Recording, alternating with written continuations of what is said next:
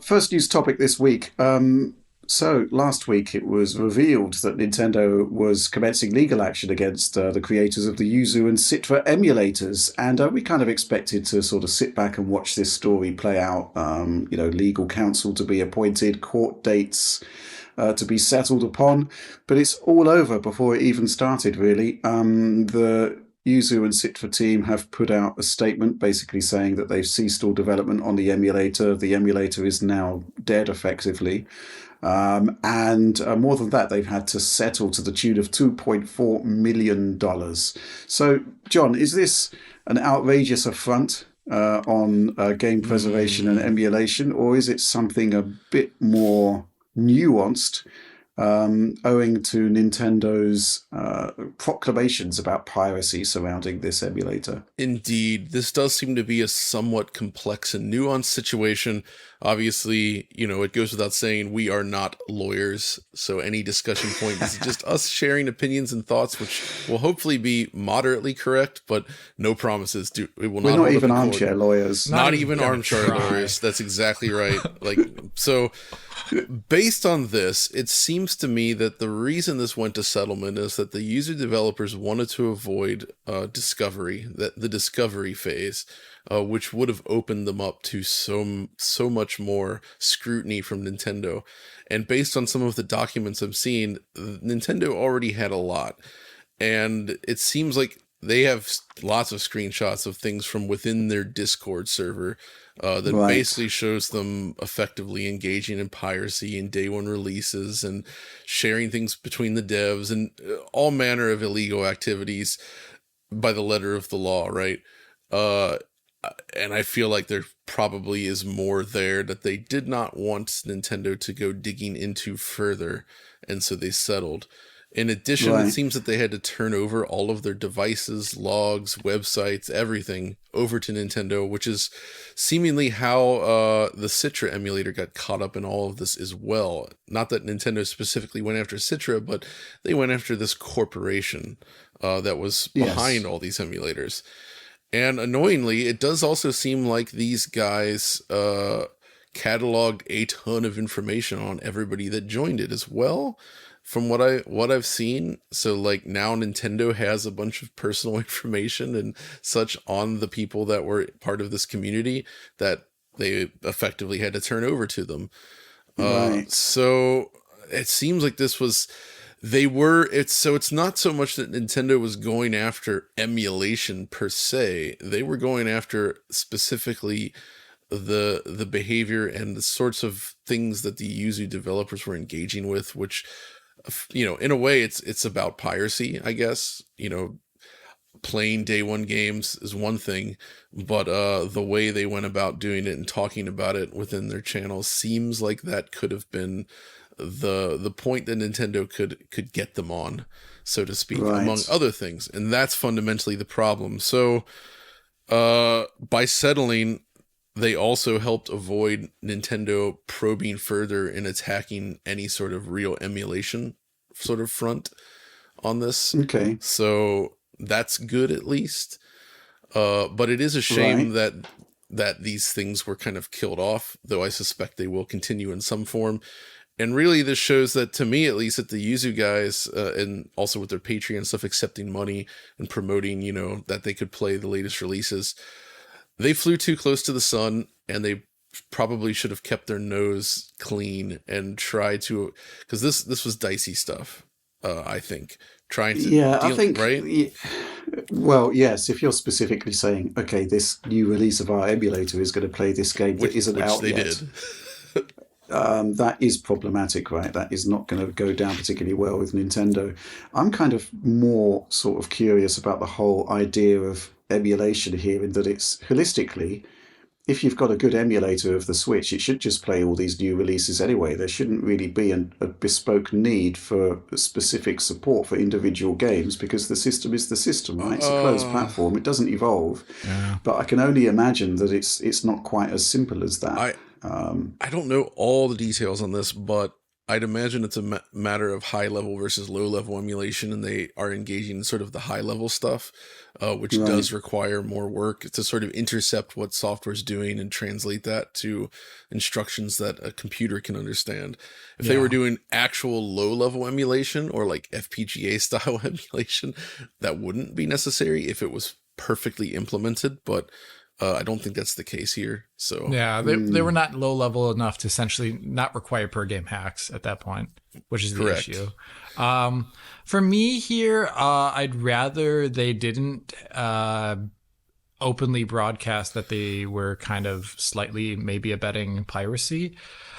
Because it just conflates emulation with piracy in the public eye again, which is dumb. But regardless of that, I still actually wish this didn't even happen at all because one, regardless, I mean, I highly doubt these individuals who are part of this group have the money to put up for this, and kind of Nintendo's pretty good at ruining people's lives when it comes to putting them in debt for long periods of time after the fact. I mean, just a little bit of software. I don't know. I just don't feel any moral outrage. I'm not a Well, there Nintendo was reports fanboy, that so their Patreon was bringing in $30,000 a month.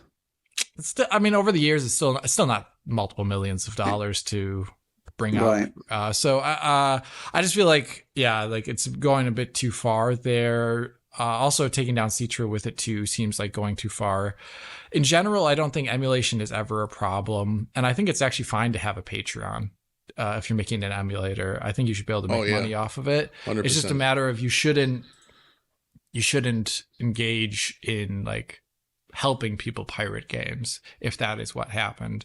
I mean, right now they didn't set a precedent in courts to question the legality of emulation. I don't know if they'd win that anyway, but what they did do is they made sure that they scare people to not try and do emulation, because out of court, they can just, who knows, whatever you're doing, but they can scare you out of court, or they can make you spend so much money on lawyering as to never engage in making emulators in the first place out of fear. So I don't think this is actually a good outcome in the end, regardless of whatever these people did. Right. So that's just my opinion on it. But I'm also like, literally the only place I would play a lot of games is on an emulator if they're a Nintendo one. They'd be old ones. I don't play new ones, but like honestly, my platform's PC. So for me, it's sad. Yeah. I don't think That Nintendo kind of cares. brings us on. Yeah. It brings us on to this question from SJ33 in brackets Jake, obligatory hi Jakes. Before we crack on with his point here, Gabe Newell famously said that piracy is a service problem. Would you agree that Switch emulation is a great example of that? There's no great mystery why people want to play big games like Tears of the Kingdom on PC. A lot of people want to play these games but want to use their PC rather than a hybrid handheld, like Alex. Exclamation point. Yeah, he knows Many people reduce piracy to just being about people not wanting to pay for games, but I would suggest that a great number of those who used Yuzu to play Tears of the Kingdom would have happily bought a Steam version had one existed. Consoles will always be hacked, as recent PS5 exploits demonstrate, and emulators aren't going away. Yuzu's death just sees the baton passed to Ryujinx and other future emulators. Surely the way to deal with people emulating their games without paying would be to respond to the evident demand by providing these games on PC officially. I guess so. I mean, I guess of all of the platform holders, Nintendo would probably be set to benefit most and would have the least negative impact on their console ecosystem, right? Because it's they're very much separate and distinct, but it's just not what they want to do. And ultimately, I think you've got to respect the people who create the games about what they want to do with them and how they want to sell them. But absolutely, clearly, there would be a massive market for Nintendo games on PC, no doubt about it. Mm-hmm. I don't know whether Nintendo will ever deviate from their chosen business model, though. What do you think, John? Oh, yeah. First of all, I want to be clear what I said in the opening there. That's just my read on the situation, not necessarily how I feel about it. And I do kind of agree with you, Alex. Yeah. It's unfortunate that things played out this way. And I also agree with what Jake's saying about it's not just about not buying the games. It's because they want to experience them correctly. Sorry. Better. The Switch itself does not play these games perfectly as you would like, which was not always the case with Nintendo games. Usually do run pretty well, but you know, you look at something like Tears of the Kingdom, it's not terrible or anything. It's an impressive game for the hardware, but the PC can do much better. But like you say there, I don't think Nintendo's business strategy will ever really take that into account unless some unforeseen disaster happens. That's just not where they're interested in playing the game right now. And they absolutely could get additional sales by releasing on Steam. But I mean, I don't think that they care per se. No, And it's not. It's not their chosen target for their games. It's not, just not the Nintendo way. But I absolutely see the point, and clearly there would be a massive market there. And clearly for Nintendo, the business model is sustainable because they don't have any plans for multi-platform, unlike PlayStation and Xbox. Yeah, I also agree with the sentiment that the old Gabe Newell sentiment that piracy is a service issue. Honestly, I've always felt like the piracy is ruining PC gaming thing that happened in the mid 2000s was not very accurate. But it changed the industry forever. And then, we have stuff like Steam come about in the end, which is, I guess, a net positive. I would have loved to have seen Nintendo do something like that. And they had weird experimentations with stuff like this, with like bringing Super Mario Galaxy out on Chinese things. on Chinese. It was on this. It was on the Shield Android TV. Right. Yeah, right. totally but weird. only in China. China. In China, I don't know what that was about, but whatever energy they had going back then, it's not. I think it was today. it was just an Nvidia contra deal. It was just something. They had a deal with Nvidia for Switch, and I guess there could have been a proving ground also there for emulation on the Tegra X1. Right. Yeah. Very strange. Let's take some more supporter questions here. This one from Perfect_Organism was chatting to a friend about the Yuzu Citra situation, and they raised a really good question. Why did Nintendo choose now to strike? It's not like Yuzu has suddenly just started accepting money on Patreon or playing games at acceptable performance levels or any of the other reasons Nintendo has put forward against Yuzu. Feels like odd timing given we're in the final innings of the Switch's life cycle, and I can't quite put my finger on why they've chosen now to do it. Curious to hear your thoughts upon this! !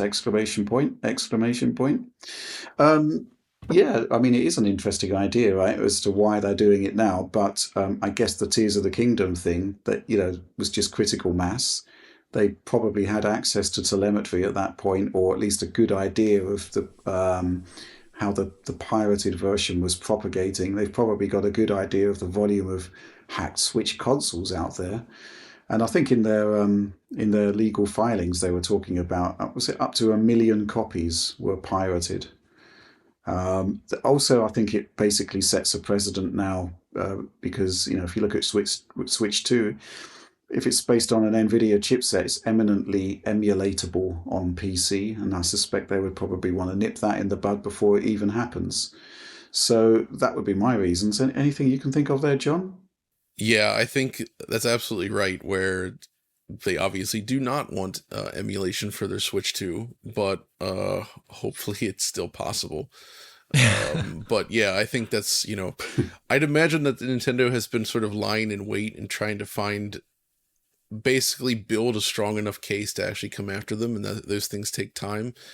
Yeah. And man, it's such a man, it's hard. I don't know all the details about what's going on, what really happened. I can hardly tell if Nintendo was in the right or the wrong or what's going on here. It just feels so muddled, but I'd imagine that they've been building this case for a while. They decided to strike. They obviously do not want piracy on the Switch 2. And I assume they're going to take additional measures to prevent that, though I suspect it will not last for that long. Mm-hmm. They've got a particularly poor security track record, Nintendo. They sure do. They sure do. Yeah, and definitely. I don't expect that to change with the next console either. And that's good, I think, because fundamentally, I kind of wish that I understand why people want to play new releases on day one on these emulators, but I feel that specific behavior is what ultimately is going to hurt this scene in terms of being able to preserve games long term. at least talking openly and brazenly about it, right? Because that's what Nintendo was after. And now that we lost things like Citra, or at least active development on Citra, that's concerning, because Nintendo has a terrible track record for maintaining their platforms long term, especially on the digital side, right? Like they just turn the stores off, they just remove games for sale forever. You Yeah. just lose so much. And we need this stuff. We need piracy for these games to exist into the Yeah. future. And so that really that annoys me a lot. Yeah. Well, it's an interesting question here from Gatti. What's the only foolproof way for Nintendo system emulation to exist without any legal challenges? I feel depressed with the Yuzu news. Well, there's no foolproof way for it to exist without legal challenges, because you can make a legal challenge about anything. Whether the case has merit or not is entirely different. Yeah. But I do think the concept of emulating a current generation system, in its prime, is probably the tipping point for that. It's I funny mean, that this has happened before. I remember the first time this occurred was with Ultra HLE on the PC, which Yeah, yeah, I remember that N64. well. dropped in the middle of Hmm. N64's life, Yeah. and was playing stuff like Zelda Ocarina of Time on your Yeah, PC Mario on a 64 3DFX card. That was in high cool. res. I certainly engaged in that. Yeah, of course. First time I ever played Pokemon was on an emulator, to be honest with you.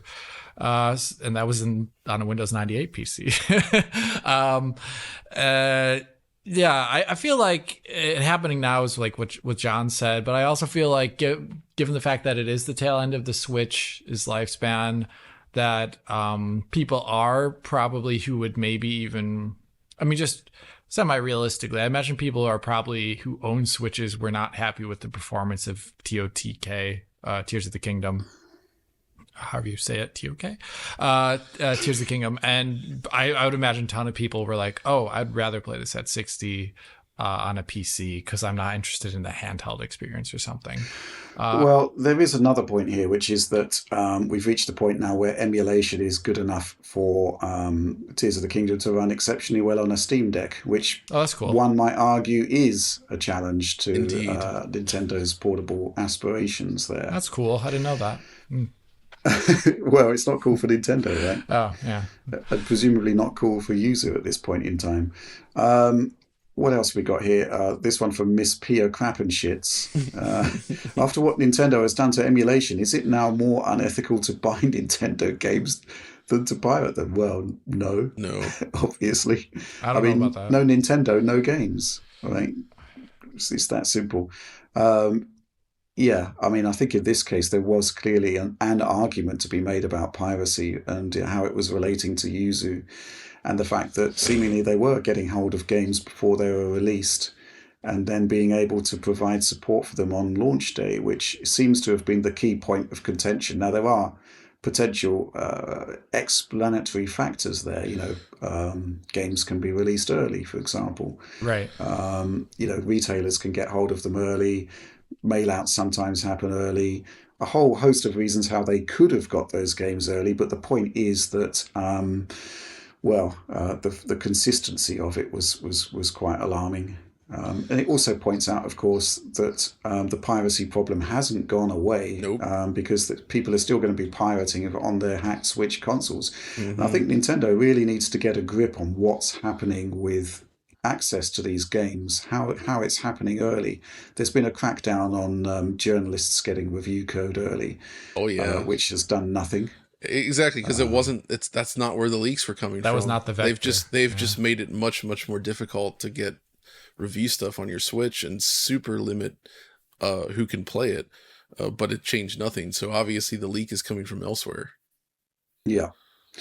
I haven't got too much more to say on this. It's deeply upsetting, obviously, that this strike has happened against emulation, but at the same time, I do think this one is slightly different in that it is a current generation system. It was specifically targeting support for games on day of release. And who knows what was happening on the Discord, because I don't. I mean, it's hard to even go through all this. I mean, maybe it's what was legal, what wasn't legal, who can say? But I feel like the only surefire way to really make this work, maybe even, is that I feel like the actual developers of Yuzu needed to take more of a clean room approach, where they are separated from this community. They are not interacting with the community. Maybe there could be a go-between. I mean, I don't know how it would work, but like, just they seem to be a little bit too relaxed about this whole thing in a way that kind of opened themselves up to this attack Right. by Nintendo. I think to conclude, one thing I do want to point out is that none of this has been tested in court. So all of the allegations that Nintendo has within its docket are exactly that, allegations. And, they weren't proven in court because there was no court case. And for whatever reason, the Yuzu guys decided to settle and just end the matter. So, the full story we might never learn. But, Mm.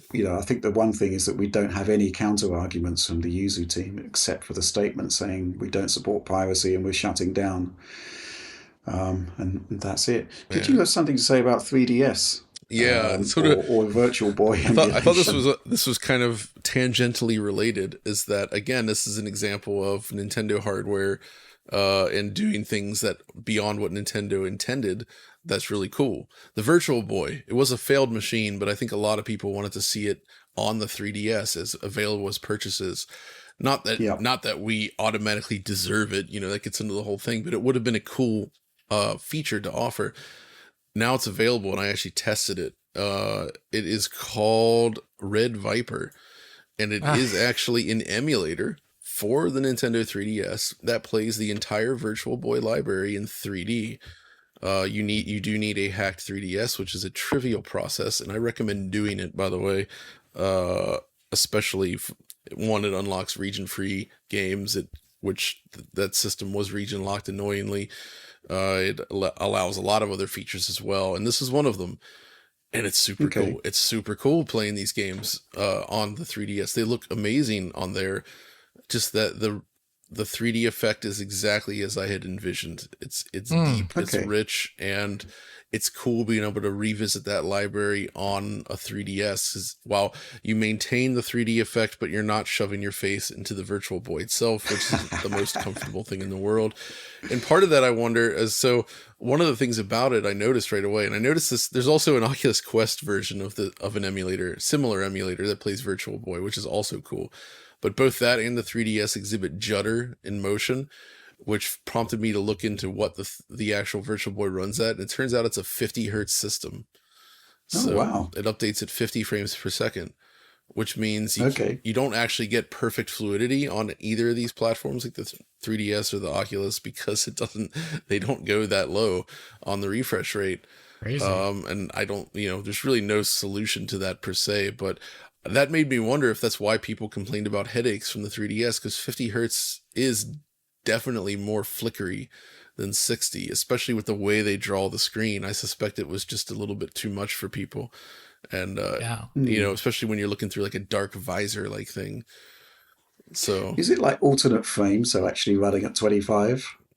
no, I don't think it's alternate frames. I think it's like a line by line. It's like it draws like a thin line and does so there's some kind of like physical mirror trick, or I genuinely do not remember how the Virtual Boy functions, but it's a really weird, interesting technology. Uh, Okay. but hey, it's now preserved on the 3DS, and it actually allows you to use That's awesome. the 3D effect on the Hmm. 3DS, which I like. Yeah, that is pretty cool. You'd think it was something that Nintendo would have thought about doing for 3DS, but then at the same time, the Virtual Boy is, I don't know, is it like a sort of shameful episode in their history they'd rather not revisit? I feel Some of the like games were all right, weren't they? yeah, the games are fine. Like the Wario Land game, especially, is amazing. Jack Brothers is genuinely great. Like there's good stuff on there, and I feel like it's kitschy enough that Nintendo could stand to revisit it, and it would certainly not tarnish anything about their image, at least not more than suing emulator developers would.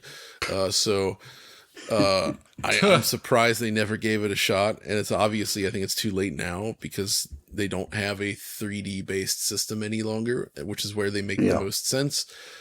And the 3D effect for like 95 or whenever that was is shockingly good in these games.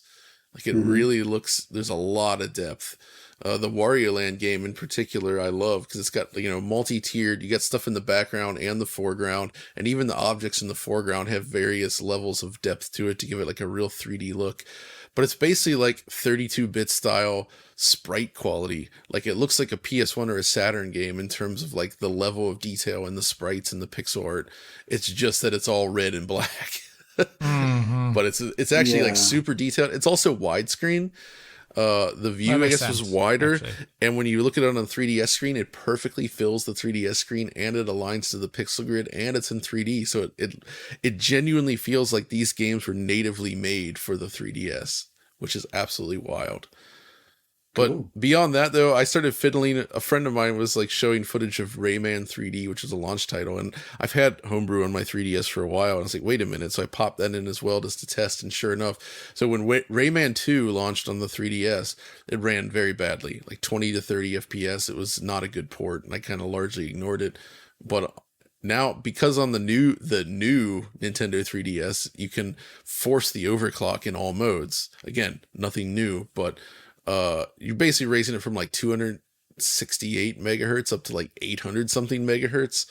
So it's a gigantic leap. And games like that and others now run at a completely locked 60 FPS without breaking a sweat. Nice. It doesn't work with every game. Ridge Racer 3D crashes if you have it on, but you can bring up the menu in game at any point by pressing like left shoulder button, down D-pad, and like select or start or something, and it brings up a menu on the bottom screen, lets you adjust all this stuff. But there's like an L2 cache setting and a clock speed setting you can adjust. Mm-hmm. Cool. So yeah, 3DS, man, it's back. It's still good, and it's better than when Nintendo officially ran it. You can do a lot of stuff on a hacked 3DS now. Cool, I recommend it.